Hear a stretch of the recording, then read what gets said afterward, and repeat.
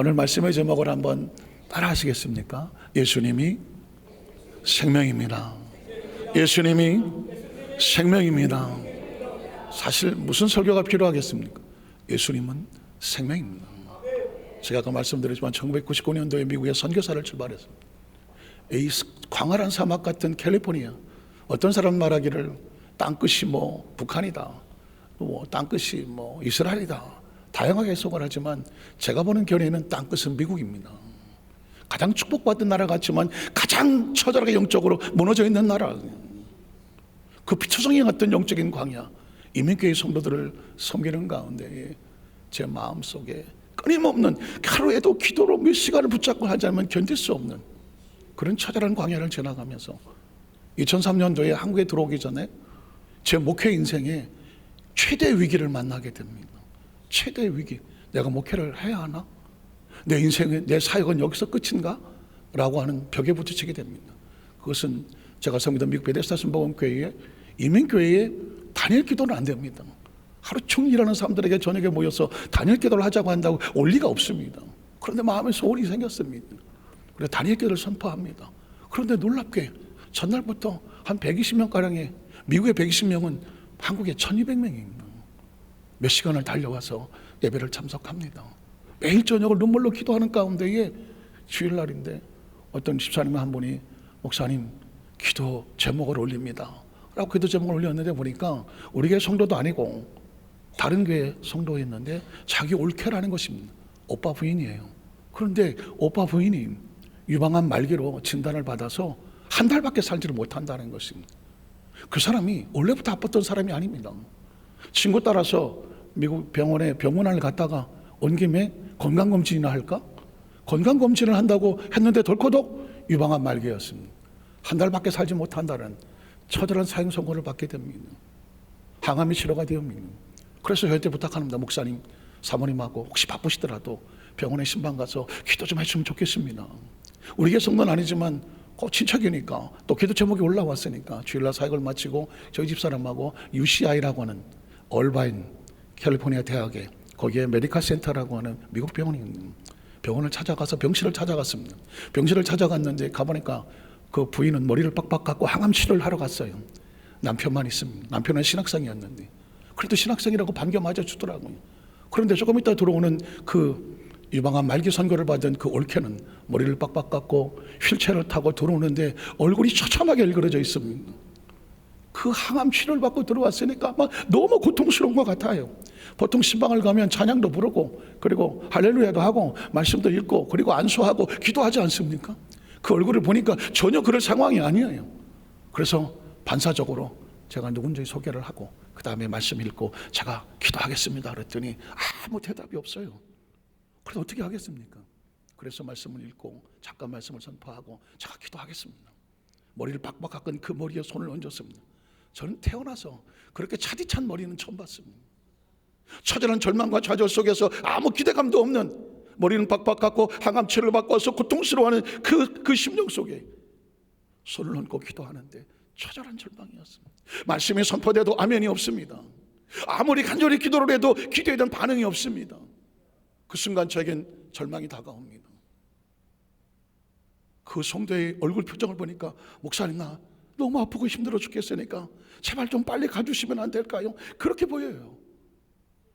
그래서 저는 서둘러 예배를 마치고 마음에도 없는 소리를 합니다. 다음에 또 올게요. 그 수밖에 없더라고요. 대답도 없어요. 저희 집사람하고 서둘러 빠져나오면서 전 처절한 제 목회의 위기를 만났습니다. 난 이렇게 기도가 무기력한지 처음 알았습니다. 찬양이, 예배가 그리고 말씀이 무기력한지를 처음 알았습니다. 주의 종이 이렇게 무기력한지를 처음 알았습니다. 절망 앞에서 피투성이로 나가 떨어지는 사람을 이렇게 세울 힘이 없더라고요. 처절한 절망이 다가옵니다. 이제 난 어떻게 하지? 앞으로 저런 성도를 만나게 되면, 처절한 절망에 부딪혀 있는 그 성도를 만나게 되면 난 어떻게 해야 될까? 돌아오는 과정입니다. 저희 집사람이 눈치를 채고 이렇게 말합니다. 아마 너무 힘들어서 그랬을 거예요. 너무 힘들어서 그렇겠지. 그러나 저는 제 고통, 이제 내가 이제 앞으로 목회를 어떻게 될지 이제 처절한 벽에 부딪혀 있는 겁니다. 집에 들어와서 밥도 먹는 동 마는 동 저녁 10시쯤 되었을 때 기도 제목을 부탁했던 저에게 성도가 전화가 옵니다. 목사님, 오늘 병원에 다녀오셨다는 말을 들었습니다. 너무 감사하고요. 저희 형제들이 다 장례 준비를 다 끝냈어요. 장지를 어떻게 할 거고, 예식장은 어디다, 장식장은 어디다 할 거고, 그 다음에 장례 비용은 어떻게 할 건지 다 준비 끝났어요. 목사님, 그러니까 더 신경 안 쓰셔도 돼요. 할렐루야. 아멘 하시는데, 진짜 할렐루야 상황 아니겠습니까? 이 절망에 빠져나올 수 있는 할렐루야 아닙니까? 그런데 할렐루야가 안 되는 거예요. 이제 거기는 더 이상 신경 쓰지 말라고 했지만 나는 지금 내 문제가 신경이 쓰이는 겁니다. 난 앞으로 이런 절망을 어떻게 뚫고 나가야 되는가? 이게 저의 문제인 거예요. 잠이 오지를 않아요. 자는 동 마는 동 비몽사몽 환상 가운데 제 머릿속에 성경의 장면이 보이기 시작하는 겁니다. 주님은 이런 절망 앞에 어떻게 하셨을까?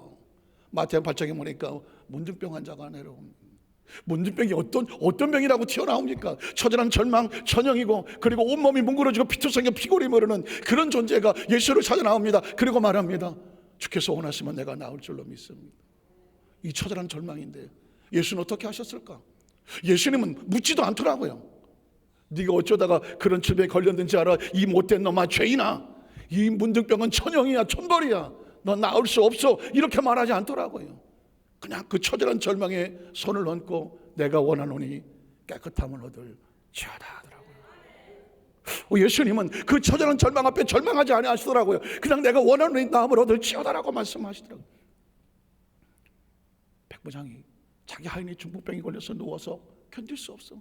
주님 앞에 나와서 내 하인은 병에 걸렸습니다 말했습니다. 예수님은 거기에서 넌 이방인이야, 그리고 네 하인이 무슨 가치가 있냐 묻지도 않더라고요. 내가 가서 고쳐줄게 하더라고요. 예수님은 절망이 안 될까? 지금 중풍병은 현 시대에도 쉽게 낫지 않는 병이잖아요. 2000년 전에 그 중풍병은 처절한 절망입니다. 온몸이 마비된 질병입니다. 그런데 예수님은 내가 가서 고쳐줄게 하더라고요.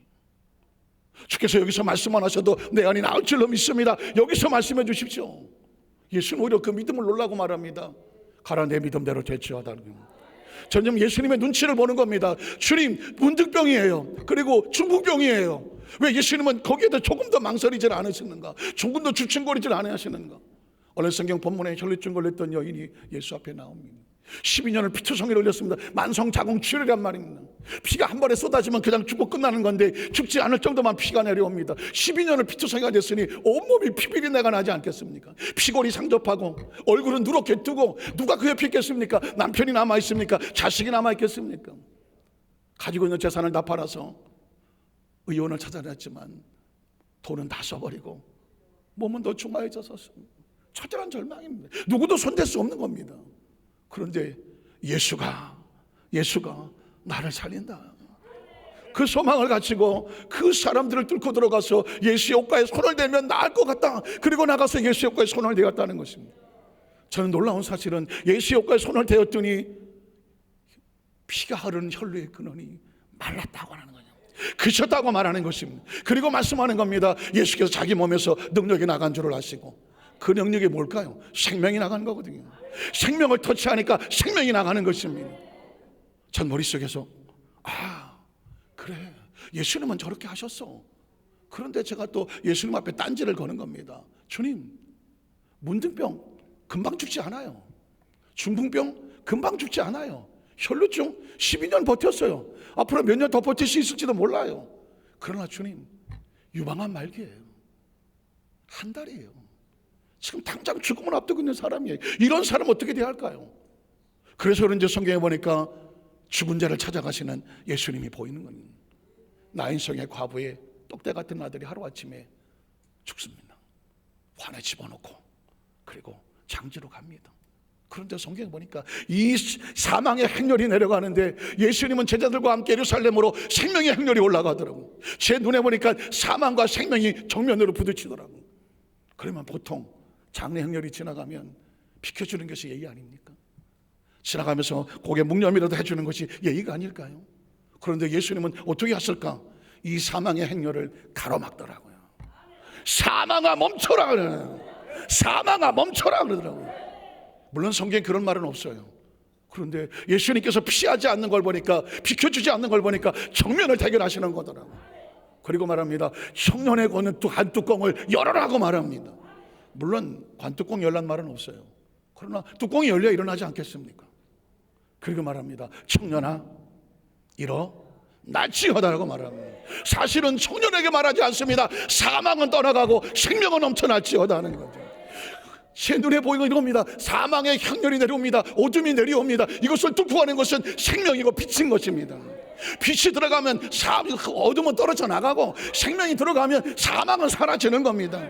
예수님은 우리에게 그 장면을 보여주시더라고요. 청년아 일어나라 했더니 청년이 일어나고 사망이 떠나가면 생명은 일어나는 거 아니겠습니까? 예수님은 사망 앞에도 절망하지 않는 야이로 딸이 죽어갔습니다. 예수님이 가서 고쳐달라고 말했습니다. 가로도 혈증 여인을 만났습니다. 그 집에 도착했을 때 야이로 딸은 이미 죽음을 맞았습니다. 눈을 감았습니다. 그 종들이 이렇게 말합니다. 주인님, 이제 예수가 와도 소용없습니다. 당신의 딸이 조금 전에 죽었습니다. 호흡이 끝났습니다. 맥박이 끝났습니다. 심장이 멈췄습니다.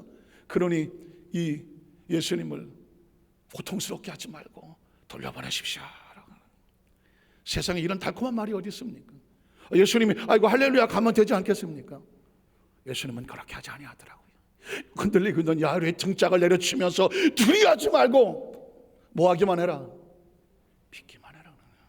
무엇이 두렵습니까? 예수가 와도 내 딸이 죽어버렸으니까 이제 살 소망이 없다고 하는 그의 마음속에 이 사람아 정신 차려라. 생명이 오면 사망은 사라진다. 생명이 다가오면 사망이 사라지고 빛이 오면 어둠은 떨어져 나간다. 내 딸은 죽지 않는다. 일어난다라는 것이죠. 그래서 그 소녀가 들은 방을 가니 곡소리가 나고 곡소리 한 달 다 쫓아버리고 이 소녀는 자고 있다고 말하는 거예요. 사람들이 비웃고 떨어져 나갔을 때 여러분 기억하지 않습니까? 소녀야 딸아 일어날지어다. 예수님은 생명입니다. 생명은 가는 곳마다 사망을 물리쳐버리고 생명을 회복하는 것입니다. 예수가 생명이구나. 기억하십니까? 나사로가 죽었습니다. 나사로가 죽었다고 예수님께 소문이 왔습니다. 그랬더니 예수님 말씀합니다. 내 친구 나사로가 잠들었도다. 잠들었으면 낫겠나이다. 아니야 잠들었어. 예수님은 왜 저럴까? 사흘이 됐을 때 내 친구 나사로를 깨우러 가자. 되지도 않는 상황에 제자들은 도대체 이 무슨 상황인지 모르고 예수를 따라갑니다.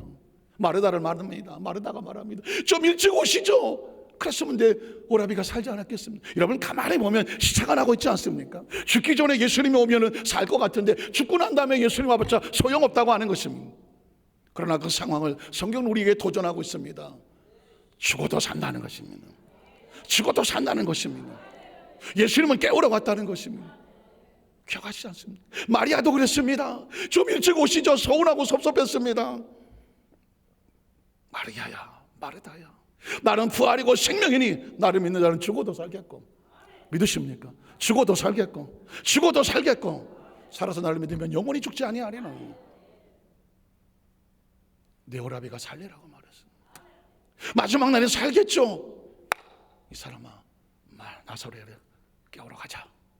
무덤에 갑니다. 가서 돌문을 옮겨놓으라고 말합니다. 여러분 돌문을 옮겨놓을 수 있는 것은 생명밖에 없는 겁니다. 죽은 지 나흘이라서 냄새납니다. 그랬더니 돌문을 옮겨라. 네가 내 말을 믿으면 하나님의 영광을 볼 것이다. 돌문을 옮겨놓았을 때 예수님이 이렇게 말합니다. 나사로야 나오라 하고 말했습니다. 여러분 이렇게 누가 할 수 있습니까? 사망을 해서 외칠 수 있는 건 생명밖에 없습니다. 어둠을 뚫고 나가는 건 빛밖에 없는 겁니다. 예수가 생명입니다. 예수가 빛이란 말입니다. 이걸 성경은 선포하고 있는 것입니다. 예수를 믿는 성도들에게 예수 믿는 사역자들에게 네 속에 움직이는 것은 생명이 움직인다는 것입니다. 빛이 움직인다는 것입니다. 정신을 바짝 차려 깨어났습니다. 그래 우리가 믿는 예수님 그분은 생명이 있는. 그럼 내가 가서 뭘 할까? 그 처절한 절망했는 그 환자를 찾아가서 매일 가서 할 일은 이겁니다. 예수님이 생명입니다. 생명을 선포하고 생명을 붓고 생명의 역사가 나타나기를 기도하는 것이었습니다. 그 다음에 어떻게 나타날지는 저는 몰라요. 그러나 예수님이 생명이니 생명을 부으면 어둠은 떨어져 나가고 살아날 것을 믿습니다. 화분이 있습니다. 화분이 어떻게 자라는지 사실 잘 모릅니다. 여기다 물만 부어주면 지가 알아서 자랍니다. 이 화분에게는 무엇이 생명입니까? 물이 생명입니다. 물만 부어주면 화분은 살아납니다. 물이 끊어지면 화분은 죽습니다. 마찬가지입니다. 인생의 삶의 생명은 예수님뿐입니다. 예수를 선포하면 예수의 생명이 살리는 겁니다. 그렇게 전 그거 했습니다. 그리고 가지 못할 때는 주여 그곳의 시간과 공간을 초월해서 예수의 생명을 선포합니다. 생명을 부어 주시옵소서. 그리고 2주가 지났습니다. 일주일밖에 남지 않았습니다. 목사님, 일주일밖에 안 남았는데 지금 의사가 동의서를 찍고 한번 들어가 나가면은 살아서 나오기 힘든 실험실로 데려간다고 해서 실험실에 들어갔습니다. 목사님 기도해 주세요. 제 마음에 덜컥 겁이 나는 겁니다. 일주일밖에 안 남았다 그러면 시간적인 압박을 느끼지 않겠습니까? 그러나 여러분 기억하십시오. 예수님은 나사로가 죽은 지 장사진 사흘이 지난지도 살려냈습니다. 일주일 남았으면 군대 말로 세월 아닙니까? 엄청난 세월 아닙니까? 내가 할 수 있는 건 일주일이 남았던 3일이 남았던 I don't care, 난 모르겠고 예수님이 생명이라는 거죠. 예수가 생명이야. 예수가 생명이야. 그것만 선포하는 겁니다. 그리고 드디어 일주일이 지납니다. 놀랍게도 그 실험실에 들어가서 살아나온 사람은 아무도 없었습니다. 그래서 동의서를 찍고 쓰고 올라가는 겁니다. 그런데 그 마지막 날 그 실험실에서 그 올케는 살아서, 비록 휠체어를 찼지만 살아서 나왔습니다. 하나님께 영광의 박수 한번 돌리겠습니다. 의사가 뭐라고 말하냐면 이건 미라클이다. 이 병실에 실험실에 살아나온 사람 이때까지 아무도 없었다. 그 당신이 어떻게 살아나왔느냐, 이건 우리가 한 게 아니다. 당신에겐 기적이 함께했다는 것입니다. 저는 그 간증을 듣고 그분이 하는 세 가지의 간증의 세례가 제 머릿속에 목회하는 가운데 떠나지 않습니다. 첫 번째는 뭐냐면 그분이 그 실험실에서 그 마치 중환자실의 마지막 자리와 같은 그곳에서 자기 영혼이 빠져나가는 것을 느꼈다고 합니다. 그리고 자기 영혼이 큰 깊은 물속을 따라서 올라가는데 하늘에 올라갔었대요. 전 뭐 천국 봤다 이런 얘기 별로 관심이 없습니다. 그런데 이건 제가 직접 대화한 얘기니까, 제가 그 체험한 이야기니까 제가 잠깐 전하는 것입니다. 자기 영혼이 빠져나와서 천국을 갔대요. 어딘가 가봤더니 거기가 천국이더래. 그 엄청난 물 앞에서 그 앞에 섰대요. 빛이 있고 하나님을 면전에 만난 것 같더래요. 근데 이렇게 묻더랍니다. 네가 왜 유방암 말기에 그래 처절한 죽음의 고통을 얻었는지 아느냐? 모른다고. 나는 이민을 와서 어린 딸 하나 영어 공부시켜서 미국에서 잘 살게 하려고 남편하고 세탁소를 하면서 죽을 똥 살똥 열심히 이민 생활하고 돈 벌었고 자식 교육시켰고 교회 다니면서 열심히 신앙생활한 것밖에 없다고. 내가 왜 암을 걸려야 되냐고. 그것도 유방암 말기에 갑자기. 그런데 이렇게 말하더라는 겁니다. 네가 암에 걸린 것은 네 남편을 미워했기 때문이라는 것입니다. 암의 근원은 미움이었었습니다. 사실은 나중에 이분의 얘기를 들어보니까 자기 남편이 늦깎이 신학생이긴 한데 이분이 교회 가서 주일날 맨 앞자리에 앉는데, 혹시 그렇다고 지금 맨 앞자리에 앉 계신 분하고 관련 있는 얘기는 아니에요. 맨 앞자리에 앉아서 목사님이 설교하면 아멘을 얼마나 크게 하는지 모르는데 아멘 하는데, 그런데 집에 오면 세탁소 같이 일하다가 조금만 수틀리면 야 이년아, 부인에게 똑같은 소리로 욕을 한대요. 그러니 자기 부인이 보면 아, 이 새끼가 미쳤나 이거 정말. 교회에서는 아멘 집사로서 크게 아멘을 한대. 모든 성도들이 아이고 집사님 좋겠어요. 저렇게 남편이 열심히 아멘을 하니까. 네가 살아봐라. 집에만 오면은 세탁 하루 종일 붙어서 일을 해야 되니까 하다가 맞는 일도 있고 안 맞는 일도 있는데 안 맞으면은 그냥 온갖 쌍욕을 얼마나 크게 해야 되니까 이 부인이 상처가 가슴에 너무 아파. 주일날 교회도 같이 안 가. 너는 막 네 차 타고 가라. 맨 앞에 앉아시켜. 이 부인은 저 뒤에 성전 기둥에 뒤에 앉아서 남편의 뒤통수도 보기 싫어서 앉아있다. 그런 세월이 몇 년이야. 그런 세월이 몇 년. 그러다가 보니 그 몸이 상하겠어요. 그래서 썩었다는 겁니다. 그래서 이렇게 말합니다. 가서 네가 다시 생명을 회복하면 가서 네 남편을 용서하라고 그러더래요. 그래야 네가 산다고 말하더래요. 사실 네 남편이 너를 미워하는 게 아니라 사랑이 서툴러서 그렇지 네 남편이 너를 사랑한다고 말하더라. 그래서 펑펑 울고 내려와.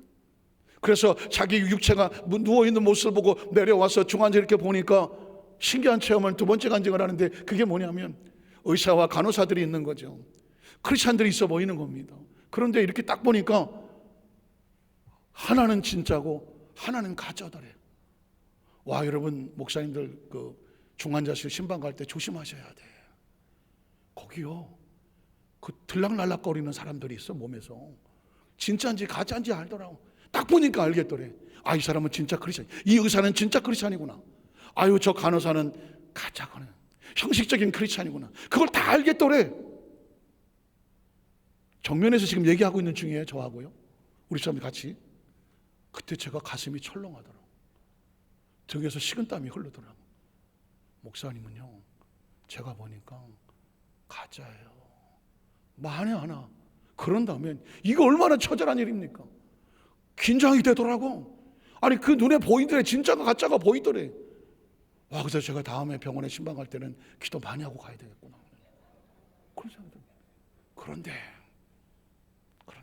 그분의 세 번째 간증은 뭐냐면, 목사님하고 사모님이 제 병실에 와서 기도해 주고 가실 때마다 생명이 차고 넘쳤대요. 생명이 차고 넘쳤대요. 거기에 많은 목사님들 있고 성도들 있고 막 신방하고 올 거 아니에요, 병실에. 그런데 그분 얘기예요.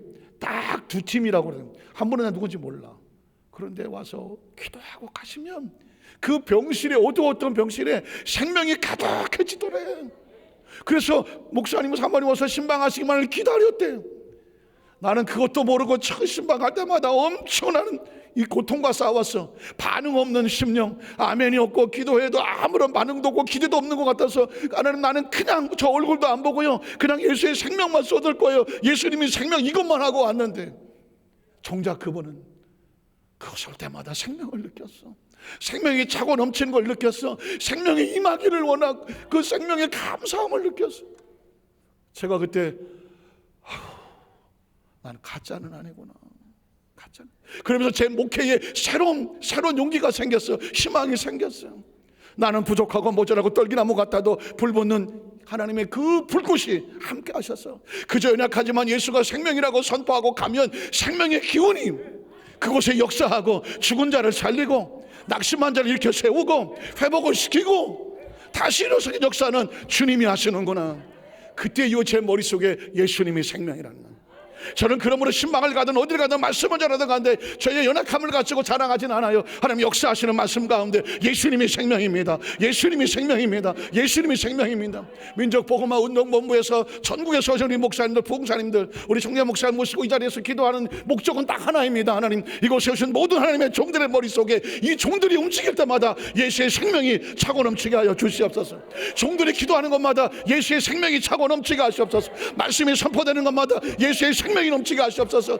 예배 집회하는 곳마다 예수의 생명이 넘치게 하셔서 불신자가 돌아오게 하여 주시옵시고, 죽은 자가 살아나게 하여 주시고, 병든 자가 치료하게 해주시고, 가난한 자가 복을 받게 하여 주시고, 문제가 해결되게 도와주시옵시고, 가는 곳곳마다 집회하는 교회마다 하나님의 생명의 역사가 나타나게 하여 주시옵소서. 민족복음화 운동복음의 존재 목적이 무엇입니까? 민족이 복음화되지 아니하면, 민족이 복음화되지 않으면 교회가 무너지지 않습니까? 저 러시아가 그랬고 소련이 그랬고 중국이 그랬다고 하지 않습니까? 저 북한을 보십시오. 그 찬란했던 그 평양 대부흥성회가 민족이 복음화되지 아니하니까 피투성이로 떨어지지 않습니까? 대한민국의 희망은 어디 있을까요? 민족 복음화에 있는 것입니다. 민족이 복음화되지 아니하고 무슨 희망이 있단 말입니까? 정치의 희망이 있습니까? 경제의 희망이 있습니까? 무엇의 희망이 있습니까? 교육의 희망이 있습니까? 희망은 민족을 복음화하는 것입니다. 전 민족복음화 운동보호가 얼마나 소중한지를 알았습니다. 얼마 전에 지난주에 우리 총재 목사님과 몇 시간에 걸쳐서 환담을 하고 그리고 식사를 나누고 심정을 들었습니다. 목사님, 총재 목사님께서 지난날에가 많이 힘드셨던 고비를 넘기셨다고 하는, 그러면서 마음에 소원이 있으시다 그러네. 하나님, 저를 3년만 살려주십시오.